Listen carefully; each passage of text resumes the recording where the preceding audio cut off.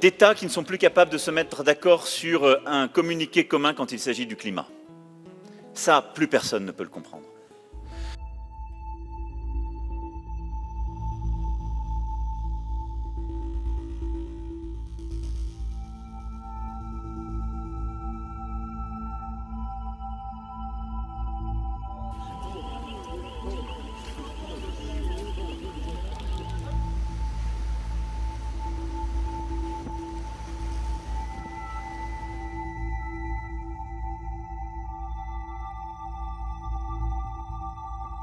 We're trying to move the bodies out the Catholic Church at the moment.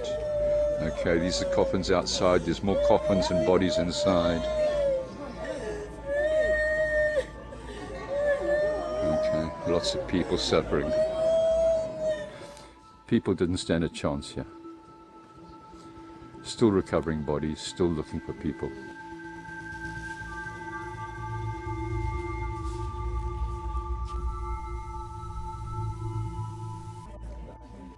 Andisati ndatomuwana kubvira izvozvi kuti wakafusirirwa papi, saka imba yacho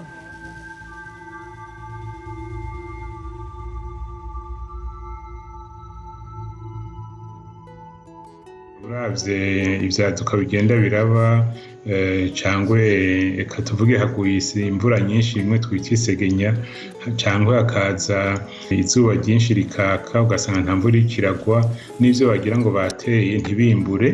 Ivyo vyose bijanye n'uko igihugu cose cogira kiti mbega ico twoshira imbere ni iki.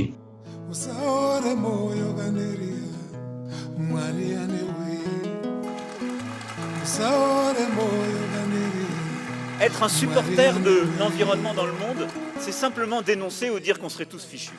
Zonzi nuko iyo migambi irategurwa mugabo ikaguma irindiriye kugira barindiriye indi nama yo kuza gusubira kuvuga ngo ibintu bimeze gutya na gutya.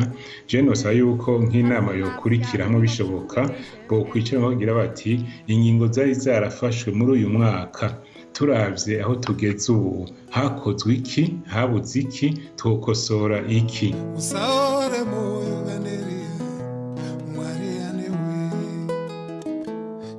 Moi, j'ai décidé qu'il n'y aurait pas de déclaration finale. C'est plus simple, d'ailleurs personne ne les lit.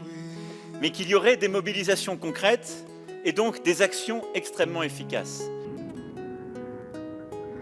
Hagize ikintu cyose gishika ukubitwa bwa mbere n'umworo arico bituma tugira tuti ese mu mapolitike mu migambi y'igihugu bose boshira imbere gukingira ibidukikije, gukingira isi, amazi agakingirwa. Ejo uzosanga n'ivyo turiko turatera naho imvura itogwa dufise amazi twoshobora kuvomera tukaronka ivyo abanyagihugu bifashisha.